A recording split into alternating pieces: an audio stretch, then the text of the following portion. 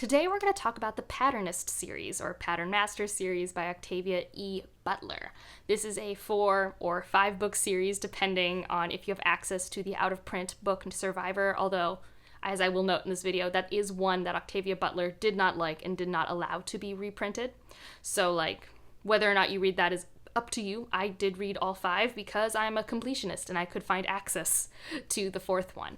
So we're going to talk about this series. My main goals for this video is to help you decide if this is a series you want to read, what order you should read it in, and what you're going to find if you pick it up, like some sci-fi elements that are there. Because I think this is a series that's hard to understand what you're getting into, and it's very unique, but I found it also a very fun time.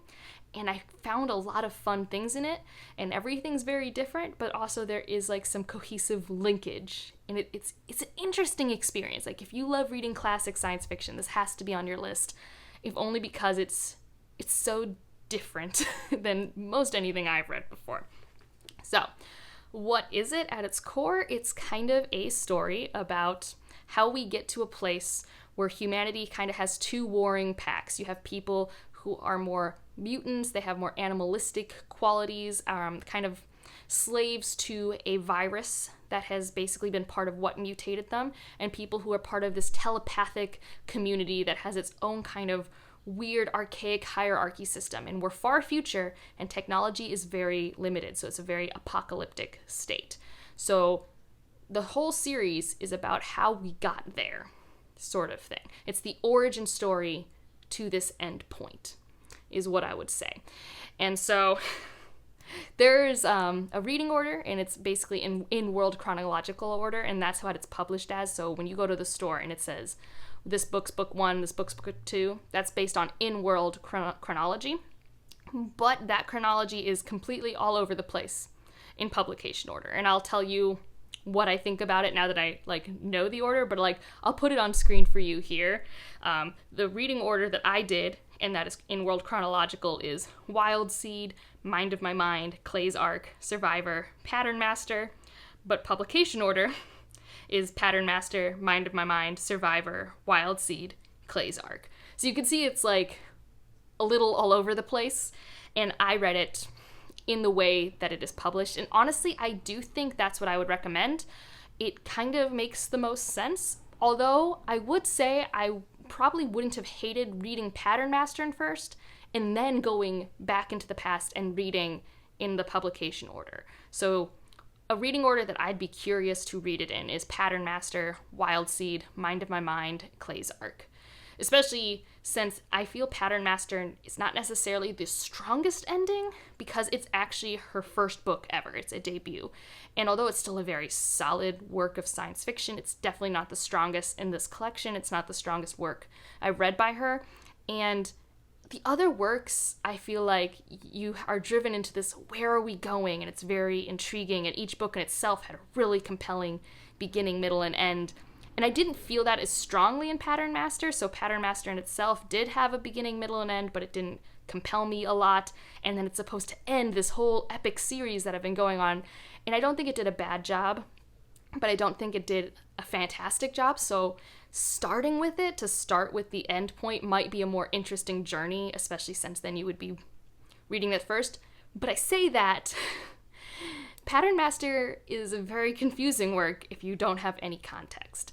So there's a lot of vocabulary in world in Pattern Master that is gradually explained through the prequel novels that you read up to that point that you wouldn't have if you start with Pattern Master. So that's the caveat, right? Is I think that would be a more fun experience, but you would have to know going in that it's going to be world building wise super confusing.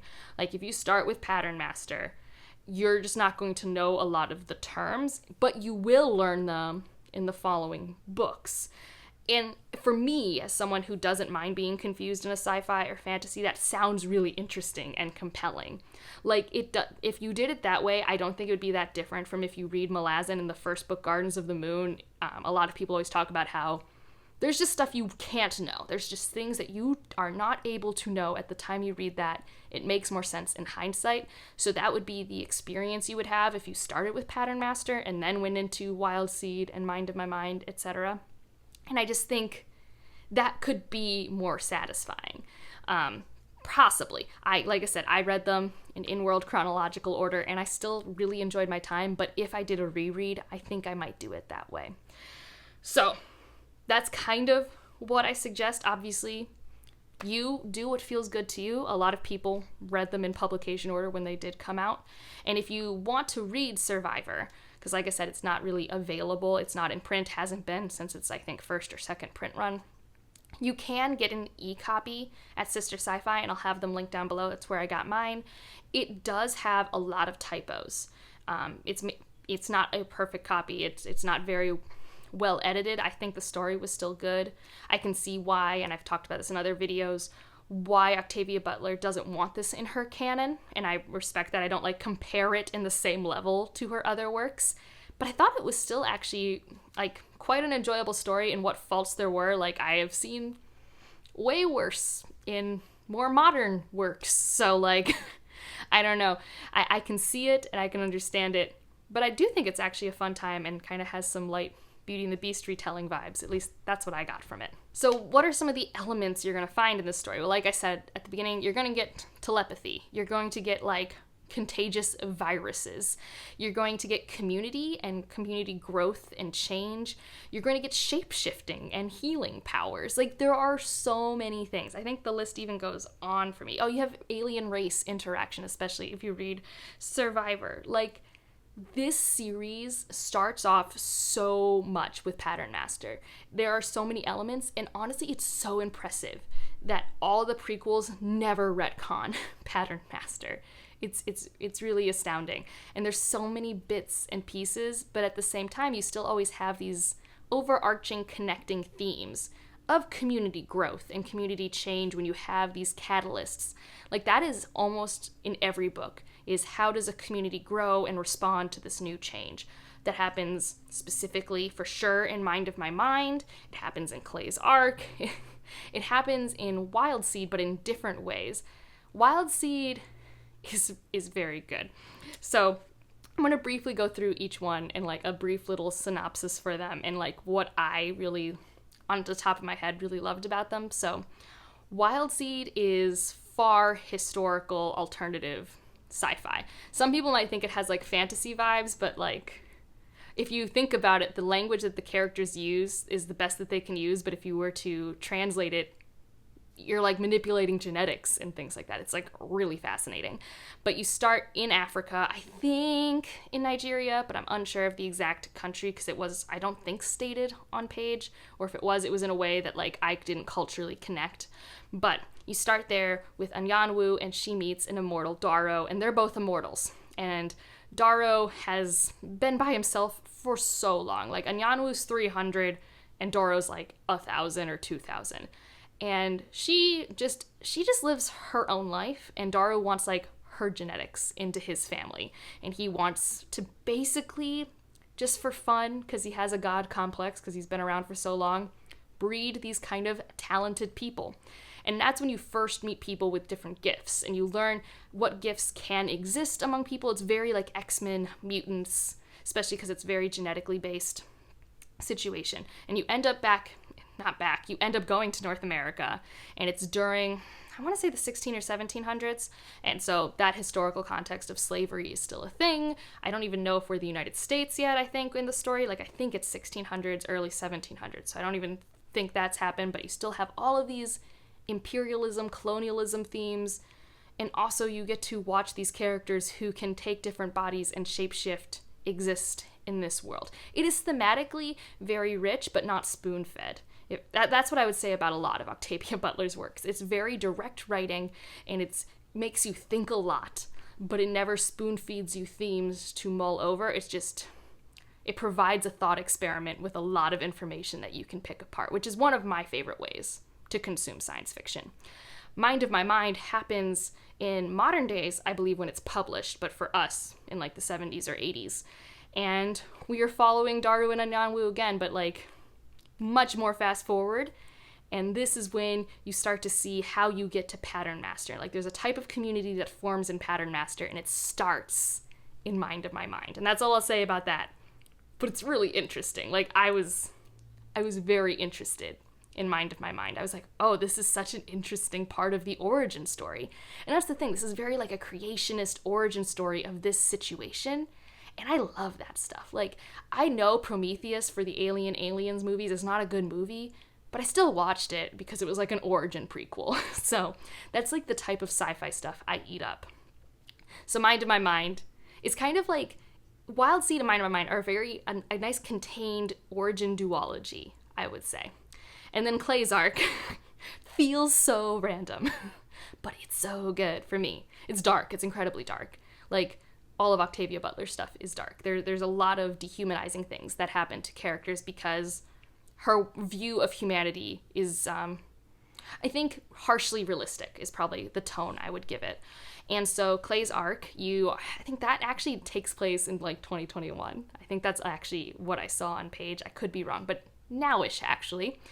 A spacecraft lands and it has a contagion. And you're reading a story where people are trying not to let the contagion get out, but part of this contagion is that it compels you to infect.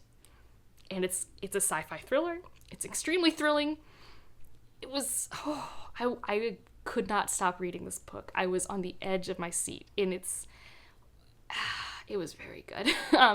And so it's meant to be an origin story for the different group of people in Pattern Master. So it feels out of context from Wild Seed and Mind by Mind, because that's like one group's origin story, and Clay's Arcs is another group's origin story. I'm not going to talk about Survivor much since it's really not that accessible, and it doesn't really fit in. I think it's a fun story just like on its own, but it doesn't really fit into the series in the same way as the other ones do. I think that's partially intentional. I think she wrote it after Mind of My Mind and before Wild Seed and Clay's Arc, so it didn't get folded in the same way. And then Pattern Master, like I said, it's the start. Everything else is an origin story to Pattern Master. And Pattern Master, you're following a character who is maneuvering the social climate of this time. And there is potentially a transition of power occurring, and they're in the middle of this transition of power. And it's interesting. I just don't think it's as interesting as the other ones, which is why, like, I wonder if it would be better to read first. But it really would be harsh world building if you did that, which might not be bad if you know that going in. So hopefully this is kind of helpful. I guess the last question we should ask is it worth it? I think it is, especially since these are all very short books. Doesn't mean they're necessarily easy or quick reads, depending on who you are and how the content affects you, because like I said, there's harsh, dark content in all of these books. But each one's like 200 to 300 pages, so the 4 books all together, it's like 1,000, 1,100 pages. And I think it's such a fascinating piece of classic sci-fi, especially with how it came together and how still in-world consistent it is. And I'm excited to reread it one day because I kind of read it more as a pleasure read on the first read, and it was fun as a pleasure read, but there is so much like thematic content you can get out of it, which I'm just really excited to do one day. So I think it's good for people who read for pure pleasure and enjoyment and people who read because they want to interact with their text more. I will say some people who I've read this with who haven't enjoyed it, they didn't like how characterizations were done. I will say those are usually pretty sparse in the Butler works I've read so far. And they didn't like that the thematic stuff kind of felt to them surface level. To me, I felt like they started a conversation, and I really liked having that conversation with myself and other people. But, you know, everyone likes different things when they're reading books. So, I don't know. I think it's got a very good, consistent quality across the series, with the only one that I didn't really love being Pattern Master, but that's also the debut, and it's a very solid debut when I think about it like that. Let me know if you have any questions, or if you've read the series, what you would think, like what would be your preferred reading order and why. If you want to leave an emoji, leave a plant, because Wild Seed, and I think actually Seed Harvest might be the name of the compilation put together. And like if you liked it, subscribe if you want to, and I'll see you in the next one. Bye.